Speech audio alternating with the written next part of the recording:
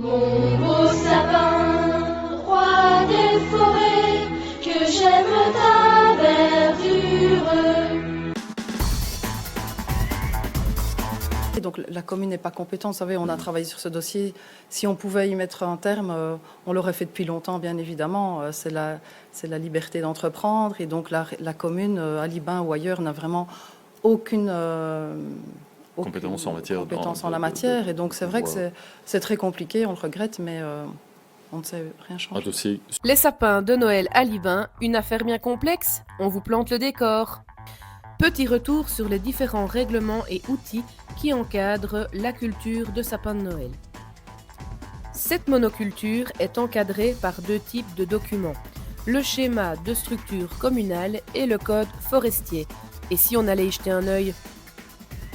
Parlons d'abord du règlement communal relatif à la culture de sapin de Noël. Ce règlement comprend différents éléments.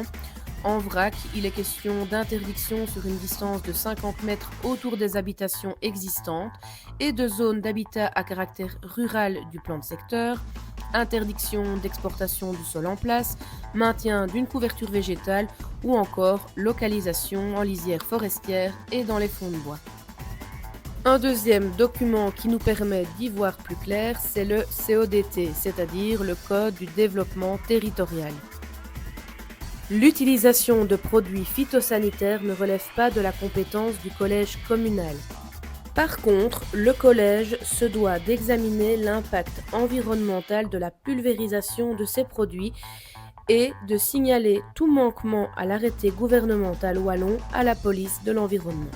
Par exemple, l'application de produits phytosanitaires peut débuter uniquement si le vent a une vitesse inférieure ou égale à 20 km/h. Durant l'application, des moyens apportés sont mis en œuvre pour éviter l'entraînement des produits phyto hors de la parcelle ou de la zone traitée. En conclusion, affirmer que la commune n'a aucune compétence en matière de culture de sapin de Noël est inexact. L'affût.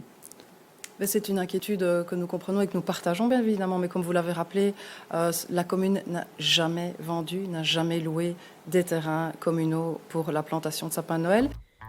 Tiens, vraiment. Et si on reparlait des 15 hectares du Tienne de l'Est à Liban?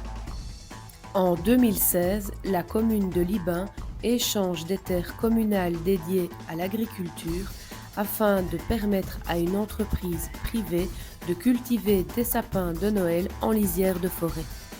Cet échange est en contre-pied total avec des décisions prises au conseil communal d'octobre 2009. En effet, ce PV est très clair. Retour sur l'article 7, exploitation du bien loué, où il est stipulé que l'utilisation de terres communales louées pour la culture en vue de les exploiter en plantation d'arbres de Noël est interdite. L'article 4 du cahier des charges va encore plus loin puisqu'il est indiqué que le preneur est tenu d'exploiter personnellement le bien loué, il ne pourra céder ou sous-louer à autrui ses droits de bail. En conclusion, affirmer qu'il n'y a aucune culture de sapin de Noël sur des terres communales est inexact. Nous proposons une application rigoureuse de tous les règlements en vigueur en matière de culture de sapin de Noël, d'établir un recensement cadastral de toutes les parcelles forestières et agricoles et de ne pas renouveler les baux concernant les parcelles communales sous-louées et donc en contradiction totale avec la décision adoptée au Conseil communal du 15 octobre 2009. Vous souhaitez en connaître plus sur le sujet? Rendez-vous sur le lien en commentaire de cette vidéo.